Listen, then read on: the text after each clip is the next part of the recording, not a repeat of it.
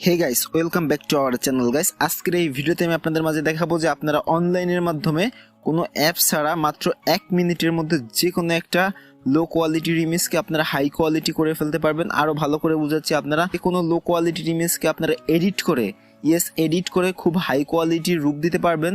এখানে চাইলে আপনারা ডিএসএলআর মোড পর্যন্ত করে দিতে পারবেন, যে ছবি দেখে কেউ বুঝতেই পারবে না যেটা লোকাল বা ফোন দিয়ে তোলা, মনে হবে যে ডিএসএলআর এর লুক। একেবারে 100% সুন্দরভাবে আপনারা করতে পারবেন, কোনো অভিজ্ঞতার প্রয়োজন নেই। জাস্ট আপনারা অনলাইনে যাবেন আর 1 মিনিটের মধ্যে ছবিটা নিজে নিজে এডিট করে নেবেন। ভিডিওটা সম্পূর্ণ দেখলে আপনি এই ব্যাপারে সম্পূর্ণ ফুললি এক্সপার্ট হয়ে যাবেন। তো চলুন আমরা ভিডিওটি শুরু করি। তো আমরা এর জন্য কি করব, একটা ব্রাউজারে গিয়ে আমরা জাস্ট এই কাজটা করে নেব। ওকে, তো এতে করে কিন্তু আমাদের কোনো এডিটের অ্যাপসের প্রয়োজন নেই। তো ইন্টারনেট কানেকশনটা অবশ্যই এনাবল করে রাখবেন। তো এখানে জাস্ট সার্চ বারে গিয়ে জাস্ট টাইপ করবেন remove.bg। ওকে, দেখতে পাচ্ছেন উপরে লেখা remove.bg, remove.bg। এটা লিখে জাস্ট সার্চ করে দিবেন। তো সার্চ করে দেওয়ার পরে জাস্ট একটা এরকম পেজ চলে আসবে। এখানে জাস্ট একটু স্ক্রল ডাউন করে নিচের দিকে আসলে আপনারা দেখতে পারবেন আপলোড নামের একটি অপশন, আপলোড ইমেজ। ওকে, এই আপলোড ইমেজের উপরে একটা ক্লিক আপনারা নর্মালি করে দিবেন। তো আমি ক্লিক করে দিলাম। দেওয়ার পরে এখানে আপনাদের গ্যালারিতে চলে আসবে। তো গ্যালারির মধ্যে থেকে আপনি যেই ছবিটার লুক চেঞ্জ করতে চান, মানে যেই ছবিটা এডিট করতে চান, সেই ছবিটা আপনারা সিলেক্ট করে দিবেন বা ছবিটা নিয়ে আসবেন। ওকে, তো আমি এখান থেকে উদাহরণস্বরূপ আমি এখান থেকে সাকিব আল হাসানের এই ছবিটা নিয়ে নিচ্ছি। আপনারা যে কোনো একটা ছবি নিয়ে নেবেন। তো ক্লিক করে দেওয়ার পর টিকমার্ক উঠে গেছে। এখন উপরে ডান অপশনে একটা ক্লিক আপনারা করে দেবেন। আমি সিম্পলি ক্লিক করে দিচ্ছি। তো দেওয়ার পর এখানে 2-3 সেকেন্ড ওয়েট করবেন, দেখবেন এখানে কি ঘটে। তো দেখতে পাচ্ছেন ব্যাকগ্রাউন্ড যেটাই থাকুক সেটা একেবারে অটোমেটিকলি রিমুভ হয়ে যাবে। এখন পরবর্তী এডিট আমরা কিভাবে করব, এর জন্য যে এডিট অপশন দেখতে পাচ্ছেন, ব্রাশের যে অপশনটা, এখানে একটা ক্লিক করে দিবেন এডিট অপশন। ওখানে ক্লিক করে দেওয়ার পর এখন হচ্ছে আপনাদের মূল কাজ। তো এখন এখান থেকে অটোমেটিকলি যে ব্যাকগ্রাউন্ডগুলো রয়েছে এগুলো চাইলে আপনারা ইউজ করতে পারেন। তো আমি এগুলো দিচ্ছি না, এখন আমাদের পছন্দ মতো যে কোনো একটা ব্যাকগ্রাউন্ড আমরা দিব। তো সেটা কি করে দেবো? ওকে, তো সেটা হচ্ছে যে আপলোড ব্যাকগ্রাউন্ড। এই যে দেখতে পাচ্ছেন একটা অ্যারো বাটন, এখানে একটা ক্লিক করে দিবেন।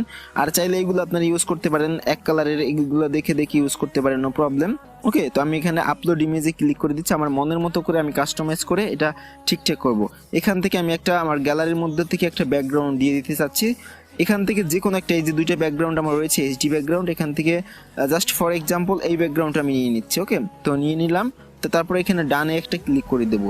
তো ডানে আমি ক্লিক করে দিলাম, দেখুন একেবারে ম্যাজিক বসে গেল ব্যাকগ্রাউন্ডটা। ওকে, তো ব্যাকগ্রাউন্ড বসে গেলে পরে এখন আমি পিছনে একটু ব্লার দিতে চাচ্ছি, মানে ডিএসএলআর ভাব দিতে চাচ্ছি। তো এখন কি করবো, যে ব্লার অপশন, এখানে কি কিন্তু আপনার হাই লো সবগুলো মিডিয়াম রয়েছে। আমি এটাই ক্লিক করে দিলে কিন্তু এখানে দেখতে পারবেন কিছুটা ব্লার হয়েছে। এটা দিলে পরে আরো বেশি গাঢ় ব্লার, এটা দিলে আরো বেশি ব্লার। ওকে, ডিপ লাইট এরকম। তো আমি এখান থেকে যে প্রথমটাই রেখে দিচ্ছি বা তৃতীয়টাই রেখে দিচ্ছি। দেখুন কত সুন্দরভাবে কিন্তু এটার ব্যাকগ্রাউন্ডটা নিখুঁতভাবে ব্লার হয়ে গেছে, ব্যাকগ্রাউন্ড একেবারে টোটালি চেঞ্জ হয়ে।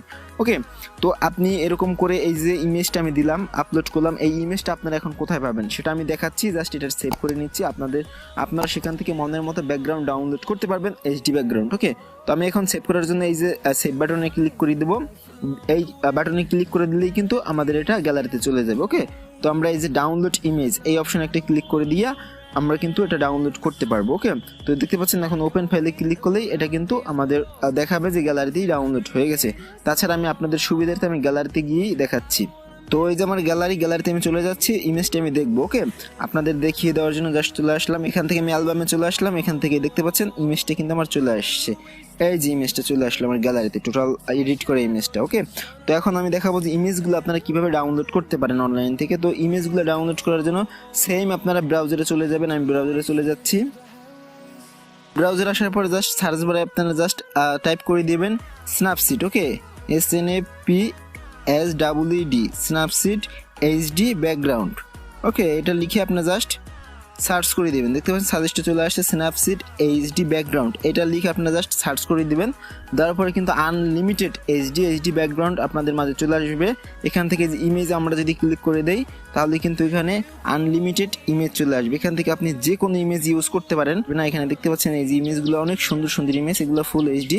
তো যাই হোক, এখান থেকে আপনারা মনের মতো করে ইমেজগুলো ডাউনলোড করে আপনারা এখানে কিন্তু ইউজ করতে পারেন বা এডিট করতে পারেন। তো বন্ধুরা, এই ছিল ভিডিওটি। তারপরে যদি কোথাও না বুঝতে পারেন তাহলে অবশ্যই অবশ্যই কমেন্ট বক্সে লিখে জানিয়ে দিন।